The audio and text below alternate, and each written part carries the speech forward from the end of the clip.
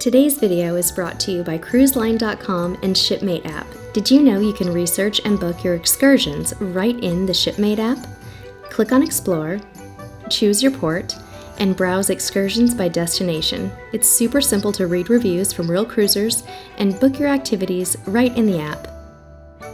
Hey cruisers, I'm Sherry with CruiseTipsTV.com. Today is Thursday, July 16th, 2020, and we have breaking news for you.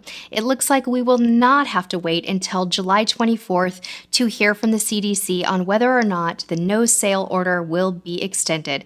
We were just informed by our wonderful friends Mike and Cheryl, thank you Mike and Cheryl, who knew I was having a very busy day and probably hadn't heard this news, that the CDC has indeed extended their no-sail order through September 2020, basically saying that cruises, as of right now, can potentially resume in October.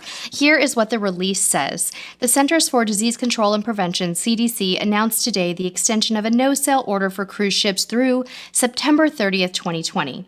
This order continues to suspend passenger operations on cruise ships with the capacity to carry at least 250 passengers in waters subject to U.S. jurisdiction. So, of course, we know that cruise lines in other countries, the UK, Australia, other areas of the world have their own regulations and rules that they're following right now, but this applies to those passenger vessels of those sizes that are in the U.S. waters. So, you may remember that CLIA, the Cruise Lines International Association, which is the trade association for the cruise lines and travel agents in the United States and the world, really, had recently made a decision on June 19th to voluntarily suspend cruising until the middle of September 2020.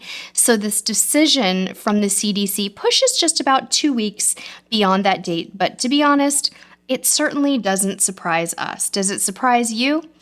I have to tell you, I thought that the next announcement that we were going to hear from the CDC would be extending cruising beyond September and potentially through the end of the year. So to me, this feels like good news today. It feels like they are aligned, at least to some degree, with CLIA, and that makes me happy. So I'm hopeful that we'll all be looking at cruises maybe the last quarter of this year into fall. So if you'd like to read a little bit more data from the CDC about illness outbreaks on cruise ships, we're going to link to the press release in the description of this video. We wanted to just very quickly get this news out to anyone who hadn't heard about it yet, like us. I heard that the news is going around Facebook and everywhere.